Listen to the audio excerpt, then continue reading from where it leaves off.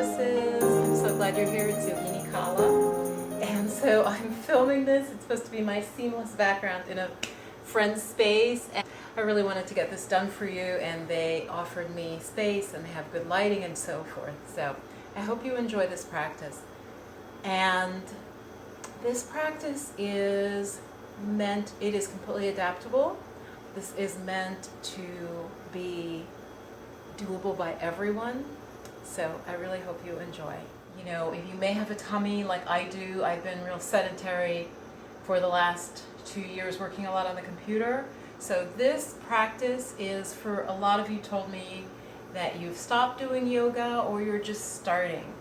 So I really hope this practice serves you. You do not have to be super skinny and super flexible to get the benefits of this practice. So let's begin. Okay, so come up to all fours. And you're on your hands and knees. You're going to inhale, arch. Exhale, round. Inhale, arch. Exhale, round.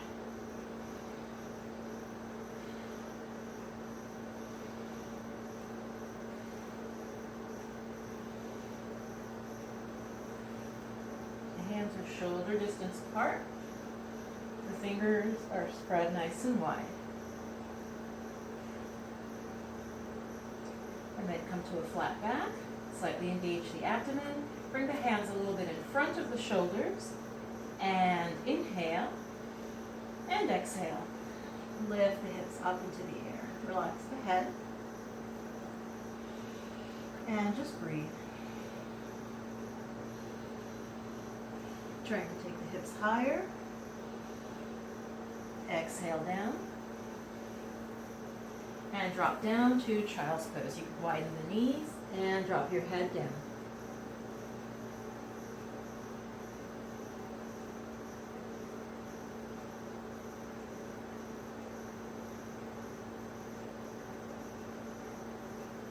And coming up again. Bring the knees a little closer. Same thing. Cat, cow. Cow. Angry cat. Inhale. Exhale. Inhale. Exhale. Back to a flat spine. If you'd like to, you could arch the back, take the tailbone up first. Slowly straighten the knees if you can. You can leave the knees slightly bent, but you're trying to really stretch from the wrist to the tailbone into a straight line. So not like this. Really try to take the tailbone high. So the tummy is almost touching the thighs, knees bent, and if you have that, then you can work towards straightening the knees. And come back down. Separate the knees, rest in child's pose.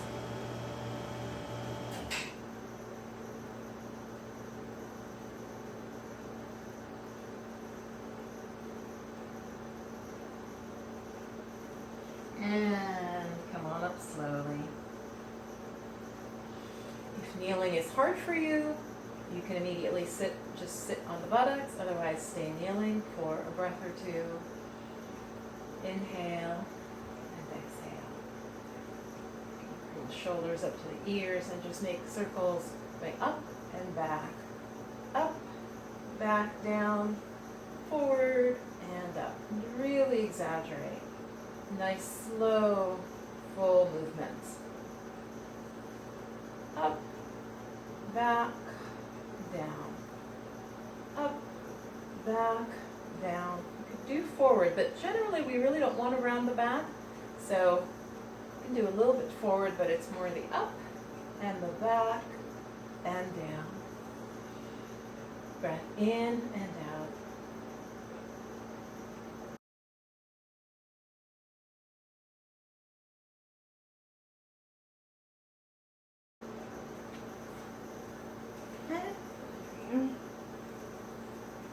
And we're just going to put the backs of the hands are down, and we're just going to inhale. Just lift the head and the chest up. A little bit of weight on the hands, but you're really contracting your back muscles. Breathe. Pull the shoulders back, open the heart center. Press the pubic bone down, tops of the feet pressing down. And breathing. And on an exhale, and then inhale, lift a little higher, and then exhale down. Now we're going to bring the arms out at a slight angle with the palms facing in towards the thighs, but about a foot away from the body, and forehead to the mat. We're going to just inhale, upper body up, exhale down. Inhale up, exhale down. Inhale up, exhale down, and push yourself to your knees. Come into child's pose. Separate the knees, drop down.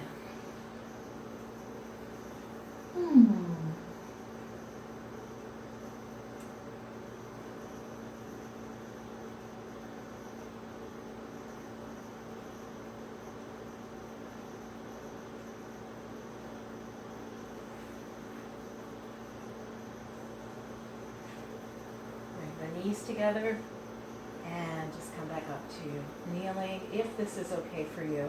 If it's difficult, you could take a pillow and put it under the buttocks and on top of the ankles, just so you're a little higher up. Okay? Because this can be difficult to do. Just notice how you feel. And we're going to come to laying down. You can see I'm a little longer than the standard mat. So come to laying down, forehead to the mat. Forearms are down. We're just going to inhale, lift up, slide your hands forward, and so that the elbows are just about under the shoulders. Fingers spread wide. This is called Sphinx pose. Inhale, exhale. Again, opening up the heart center, press into the forearms. Very subtle, but see if you can lift, press the pubic bone down, and now on an exhale, slide back. You can either rest back in child's pose, or let's do that again. Inhale, slide your hands forward, fingers are spread wide, and then you can slightly tug on the fingers, and you'll feel it elongate your spine. Opening the heart center, and just imagine like there's a bright light shining forward from the center of the chest. The feet are hip distance apart. Don't let your heels flop out. Just keep the legs straight. Pubic bone pressing in to the ground. Inhale and exhale. Hold as long as you can here. If at any time you need to come down, that's fine. And on an exhale, release. Slide back. And you could bring your hands under your head and just turn your head to the side. You can rest here, or if you like, you can push up gently, take your time, separate the knees, and you could rest back in child's pose if you like. Forehead down. And from child's pose, come on up slowly to a seated position. Pause, notice how you feel. Actually, the second to last pose we will do is Shirshasana, single leg forward bend. So the right leg stretches straight out from the hip, flex the right foot, the left knee is out to the side. We're going to just inhale, bring the arms up, sit up nice and tall, stretch the fingers. You could lean back a little, exhale, look past your foot. And so you might just get to here, that's fine, you hold on to your leg. When I say just, meaning that's your position, and just hold and breathe. When I started, I was about here just at the very beginning, and then over time, you will become more flexible. What you don't want to do though, as you're holding, is you don't want to do this. You never want to sort of deform the pose just because you feel like, oh, okay, I can touch my toes. So ideally the legs are straight. The belly would touch first, then the chest, and only then would the head go down, okay? So work where you are. It's really important that the back is fairly straight. Of course, when you're all the way down, there'll be a very slight curve of the back, but that's okay. Belly, chest, and only then would the head touch. Flex those feet, and for most of you, you'll be feeling a lot of sensation in the back of the leg, and just breathe. This affects the bladder and kidney meridians, which nourish the liver, gallbladder meridians, which then nourish the heart. So it is part of the cycle of bringing energy to the heart meridian and to the heart chakra. Breathe, and the more you breathe, you're going to find you're able, even in the same session, to go a little further.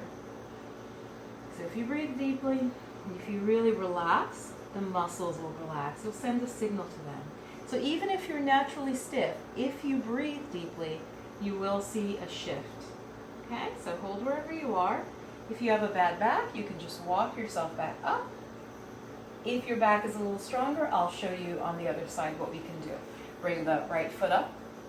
Pull the left buttock back, so you're sitting really up on the sits bone. Inhale, bring the arms up. Nice and tall. You could look up, lean back a little. Exhale. And again, stop where you feel a real pulling. You never want to feel a sharp pain in yoga. Okay? And you can move around a little bit. You can move around a little. It doesn't have to be stiff. And when you feel where you're comfortable there, that you're feeling a stretch through the back, which is where the bladder meridian runs, and through the back of the leg. So this isn't just about the muscles. A lot of times, because we bring a Western perspective, we think about just the muscles, but it's the energy meridians that carry prana, we say in yoga, or chi in the Chinese system. They're talking about the same thing. So just breathe and hold. Breath is what's going to get the prana moving, so it's more important to have the breath flowing than how far you get. And so if your back is fairly strong, contract the abdominal muscles, engage them, and then lift your arms up. Lift the weight of your arms as you sit up. That's a little harder, and only do that if your back is really pretty strong. And then exhale, lower the arms down.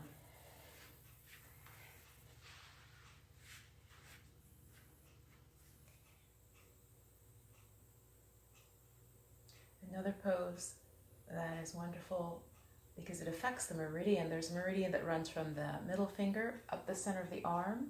It's the heart governor, and it protects the heart from stress and strain. So we're going to open the arms wide, and we're going to cross the right arm over the left, and then just continue to wrap your arms. So it looks like we're contracting the heart center, but in fact, as you lift up, you're opening up the back of the body behind the heart. So lower your elbows and then lift them up. Do that a few times. Lower them down and lift up. And you'll feel like pulling in an opening in the upper back and the thoracic spine. You could take the elbow to the right and then take it to the left. Again, feels very, it might feel pretty intense for you. It looks gentle, but the sensations can be very intense. So we're stretching across the chest from side to side. Do that a few times. You should feel that in the upper back, and then lift again. Lift the elbows up. Bring it down on an exhale. So the right arm is crossed over the left. We're going to unfold. Inhale. Now the left crosses over the right. And so you're pressing on that energy meridian in the upper arm. Wrap the arms. Inhale, lift up. It might be very little movement. So when you try this, you'll see. And again, take it to the right. So the shoulder comes forward, and take it to the left. Feeling that in the upper back. Exhale as there's a slight twist. Exhale. Do that a few times at your own pace. Slowly return to center, and then lift the elbows up again. My palms are pressed to each other. There's an unevenness. And then bring it down. Unwrap the arms, open up, inhale. Let's go back to this mudra. Exhale. We're going to bring the side of the pinkies and the side of the thumbs together.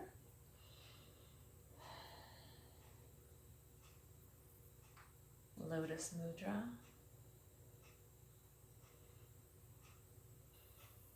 Hold and breathe. You can feel and imagine the quality of air moving through the heart chakra, through this area in the front as well as in the back. See if you can feel that subtle prana moving. Inhale, exhale.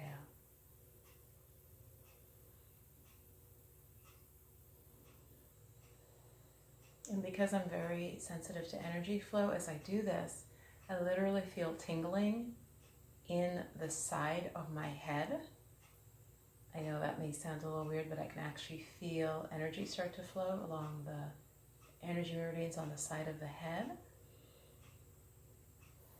And also different parts sort of my brain, different parts, I can sort of feel it within the scalp, within the skull.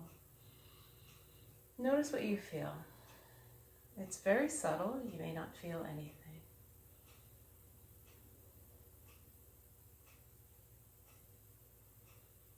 Lower the eyes if you haven't already. We'll just take 5 to 10 breaths here. In Lotus Mudra.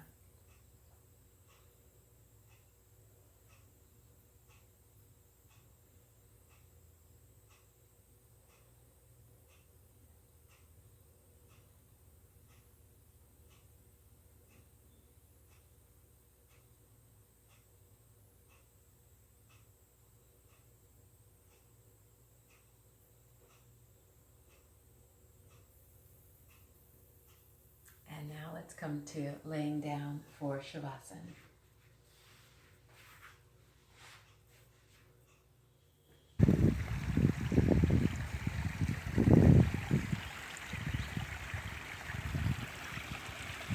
If your back is at all sore, bend your knee as I'm showing and press the lower back to the mat. And release it. And do the other side. Just flattening out the spine, taking out the arch. And then the knees not together and the feet are apart. So the legs are just relaxed, but in a bent position, the knees supporting each other. So knees together, feet apart. Deep breath. Relaxing completely.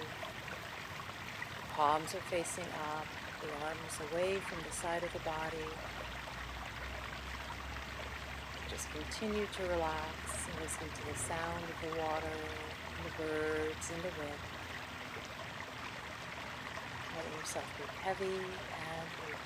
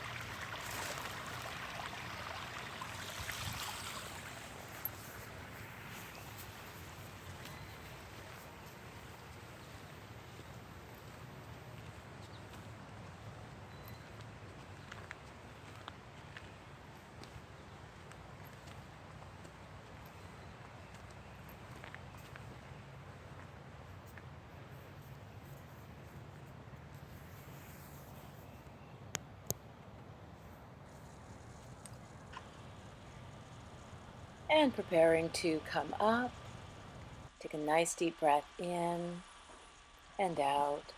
Roll over to one side, prop yourself up on one elbow, and then push yourself using your hands to come up to sitting. And we'll close our practice today.